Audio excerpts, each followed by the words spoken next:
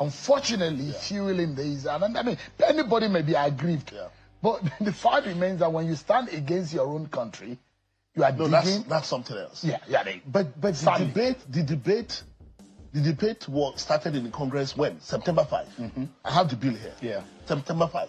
Nigeria is not aware that the conversation is going on.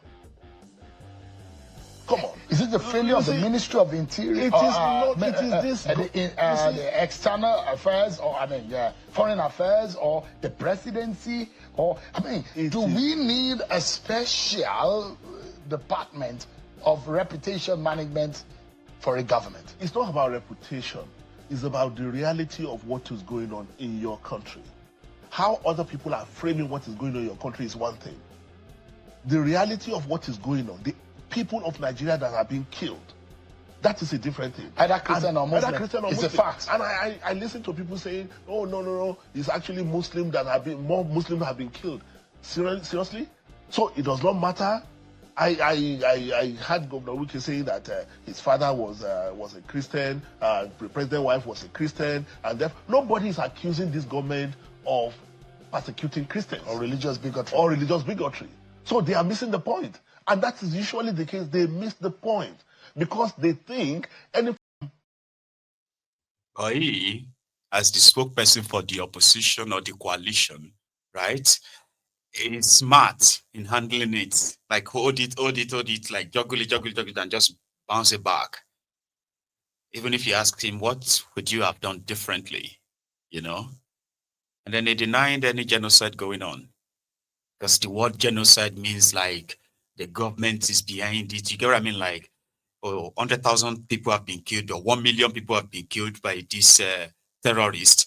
And these killings were orchestrated against the Christians by the government. What do you think is going on? Let me ask you. Forget about what people have told you about this stuff. What do you really understand about what is really going on?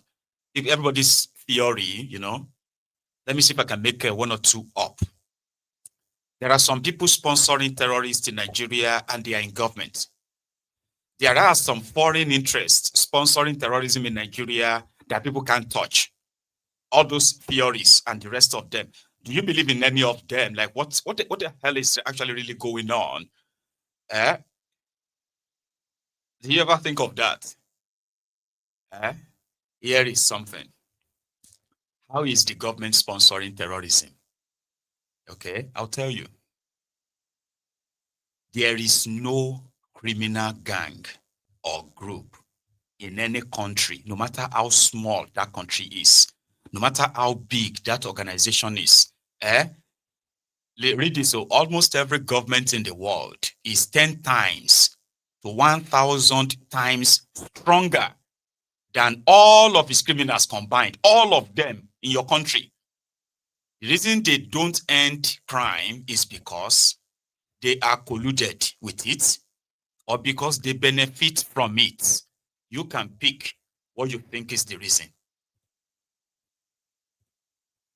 There is no criminal gang bigger than any country's government, ever. Oh, my God, don't think government.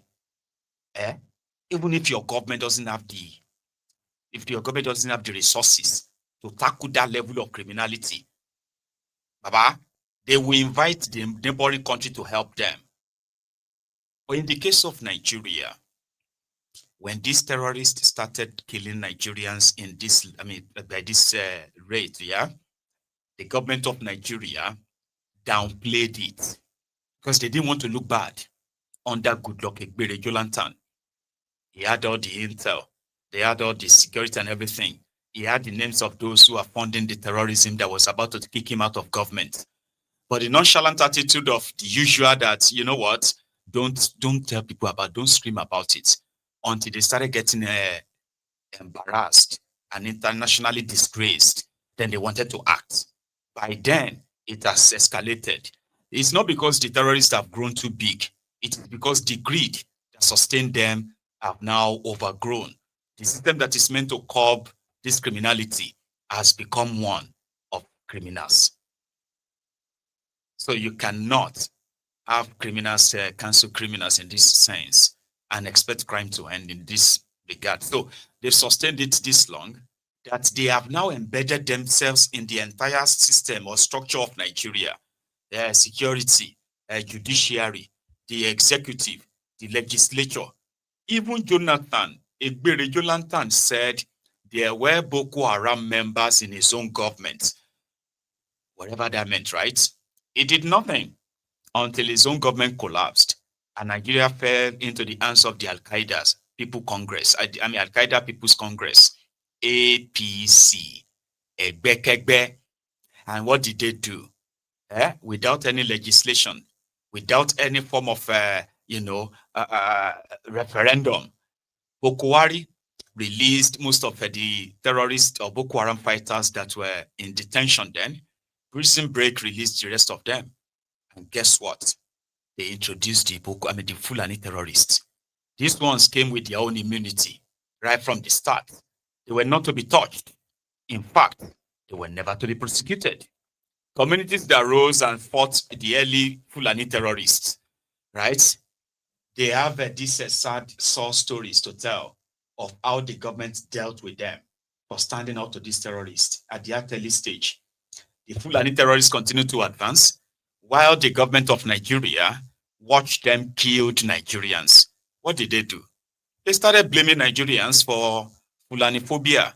The Nigerians are being incited against the Fulani, and that incitement is going to cause national problems. The killings continued. The mass kidnappings continued. Not only Boko Haram was now like a kidnapping school children. Fulani terrorists also kidnapped their school children in Yobe State. There were so many of these ridiculous things happened, right? And even when the security agents arrest any of them, they ended up being released, freed, right?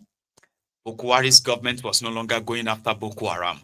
They started what they called Operation Safe Corridor. That was the program put in place by the Nigerian army to release repentant Boko Haram fighters.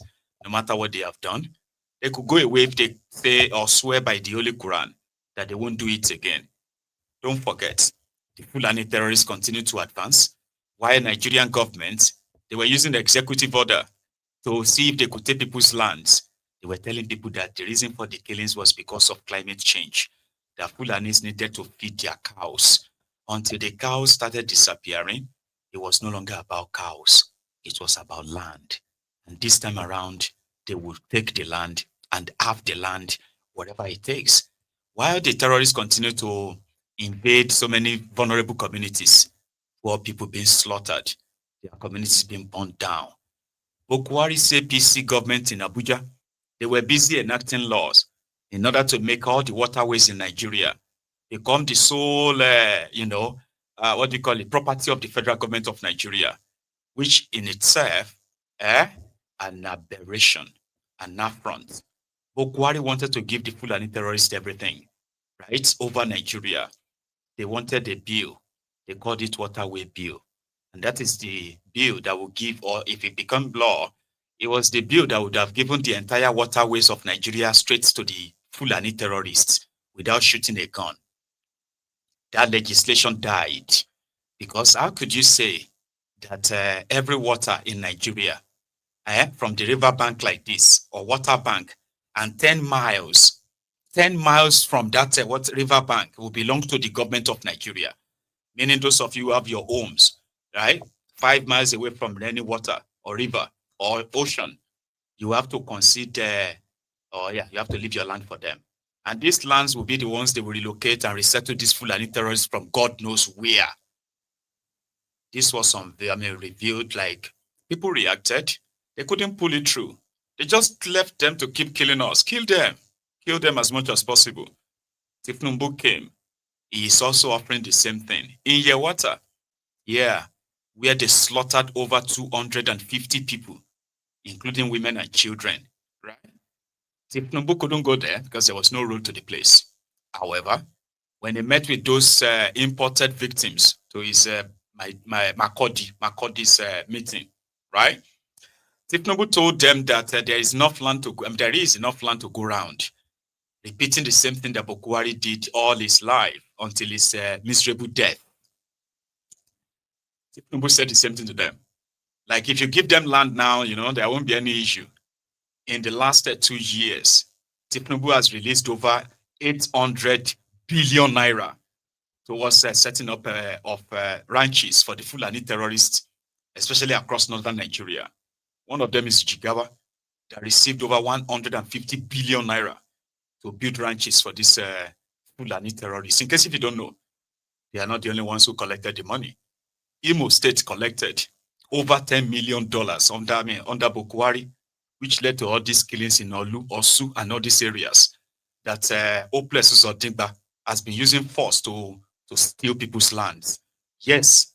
So if they try to deviate on so many things, you need to understand the groundwork that tells you that it is the government that's funding the terrorism. There is no plan of, punishing them, jailing them. No. Rather, they are using Nigeria money to buy some of these your state governors. They are giving them money to set aside land. Call it any name in the name of this for now, but reserve the land for this Fulani terrorists. So if the American comes and say your government is funding terrorism, your government is behind all these killings, do you really think that is just something they make up from the blues? I don't think so. And I think this person doesn't as well. Because according to him, the best thing for them to do right now is not to grandstand. It is not to misrepresent situation. It's for everybody to begin to come to that reality that whatever it was, they were all doing. It is time to wrap it up. It is the time to wrap it up. All the pretenses and all that should be over. And it's coming from somebody that we call the garbage, Adamu garbage. It's beginning to make some sense now. I saw so many people making sensational remark. There is this resurgence of patriotism in Nigeria, which is quite sweet, that everybody is now talking, on behalf of Nigeria against the United States invasion. It's actually nice, that now suddenly we are discovering that Nigeria's sovereignty is very important. But while we do that, we have to be very pragmatic and responsible not to create a diplomatic row with the United States. You see, Nigeria has long been invaded by not just one country, but 4 countries. 4 countries are actively in operations in Nigeria. So this resurgence we see of ISWAP, Boko Haram, Ansar, Dine, bandits, you think it's Nigerian forces, right? Or you think they are just some random villagers that suddenly discover some massive amount of machine guns somewhere and they started bombing people, right? No, guys. If you are a very keen observer of global conflict, you should know that this is orchestrated from the outside. So the invasion has long taken place, and you don't expect US to come, with some weapons like they did in Iraq, like they did in Afghanistan, and start bombing over the sky. That is not what we should expect. That is not it at all. So anybody that is expecting to see some airstrikes coming to bomb and all those kind of things, and US boots on the ground, I think most of us are just making a very sensational thinking or assumption based on past experiences of the United States, interaction in the first part of the century. But that is no longer the way the US wage war against any country, no longer. Look at the crisis that is happening all over the world. See what happened in Syria. Do you think that Al-Jolani was the one that staged this attack against Assad that resulted in him being metamorphosed into Ahmed al-Sharaa and becoming the president of Syria? So we should be very careful not to cause diplomatic row, especially that our top military commanders, especially the new service chiefs, were mostly US trained. Their tactical and strategic operations framework and studies and training is done by the US. So technically they know how to operate and commandeer most of US weapons. So should we not create a very conducive environment where US weapons can continue to help us wage the war that is already being made against our country? Then we will render our military and our special forces ineffective in the war against terror in Nigeria. And that is truly when you will see the effect of invasion. When you cannot define the enemy, is a guerrilla, is coming with a masked face as a terrorist, and you have nothing and nowhere to report him. So it is very important for us to be very careful in the way we do that. Also, the government handling of the entire situation is completely amateurish. You can't be doing media diplomacy.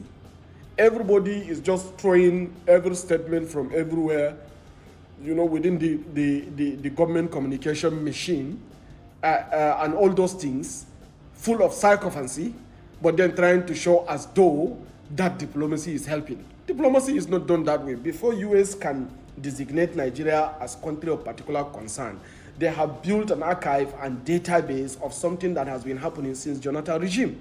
In fact, since 2009.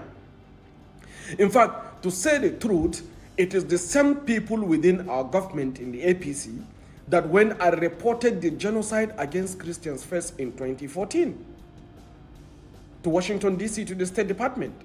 So now that the whole thing is coming back again, we should be very mindful not to be deemed, you know, to be responsible for what we accuse others of. So therefore, jumping around media diplomacy is costing more damage, you know, to the effort to bring about peace.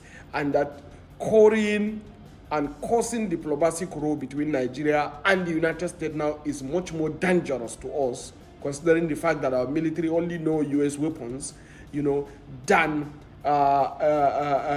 continue to confront them. So therefore, confrontation doesn't make sense. In case if you have ever been in the simulation class, you should know that if US want to invade Nigeria, it doesn't take more than 72 hours to degovern the country. So we don't need to be overly sensational about this issue. We have to apply highest level of wisdom, responsible approach, proper diplomacy, and trying to make sure that this issue does not escalate beyond what we can control. Yes, we are patriots. Yes, we want to protect our sovereignty, but damage has been done, and we have to fix this damage with a very, very responsible approach so that we don't go and cause more damage while thinking we are trying to fix damages. So some of our religious leaders and our influencers that are making sensational statements accusing United States, calling Donald Trump names, we need to be very careful. You know, I have been staunch supporter of Pan-Africanism. I have always stood against American hegemonic imperial agenda. But on this particular matter that affects my own country, I want us to apply wisdom, I want us to apply responsibility, and I want us to apply pragmatism if we truly want to succeed in trying to prevent ourselves from the looming danger that is already on our doorsteps. Thank you. I saw so many. I mean, he did his best. For those of you who knew the guy very much, yeah? Adamu garbage. It is always garbage in, garbage out, especially under Bokwari. Then when this Tinubu started, it was like didn't have any chance. So now he is using his brain. Every advice matter, right? However, the foreign minister, Tugat, I think that's his name, is currently in Germany in what they call the Nigeria Berlin conference or something. So he's explaining to them that there is no religious persecution in Nigeria. Nigerian government is not, sponsoring any genocide and the blah. In their effort to try to control the narrative.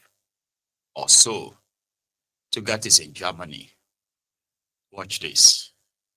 Time for questions. The first question goes to Ms. Gerhäuser from Deutsche Welle. Thank you very much, Mr. Honorable Minister Turga. I would like to address a question to you.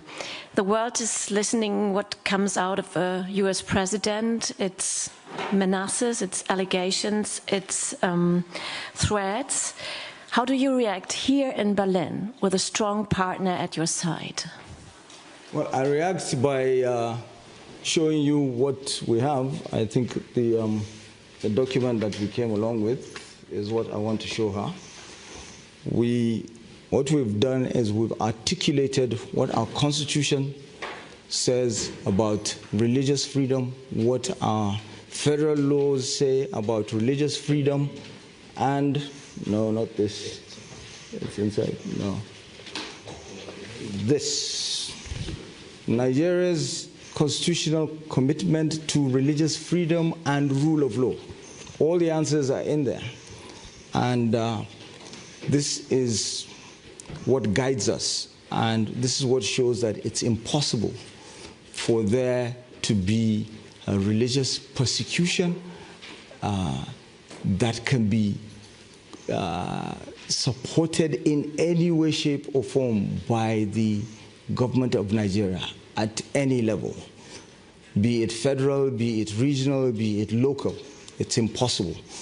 And our laws are there, and all the answers lie in this. And what we are trying to make the world understand is that we should not create another Sudan. Nigeria has a population of 230 million souls. It's the largest democracy on the African continent. It's the largest country on the continent. We've seen what has happened with Sudan, with agitations for the partitioning of Sudan based on religion, based on tribal sentiments, and you can see the crisis. Even when the partitioning was done according to religion or according to tribe, we're today talking about how to resolve crisis, not only in Sudan, northern Sudan, but also in southern Sudan. So it's important. And who gets left behind to work towards resolving such problems? It's us.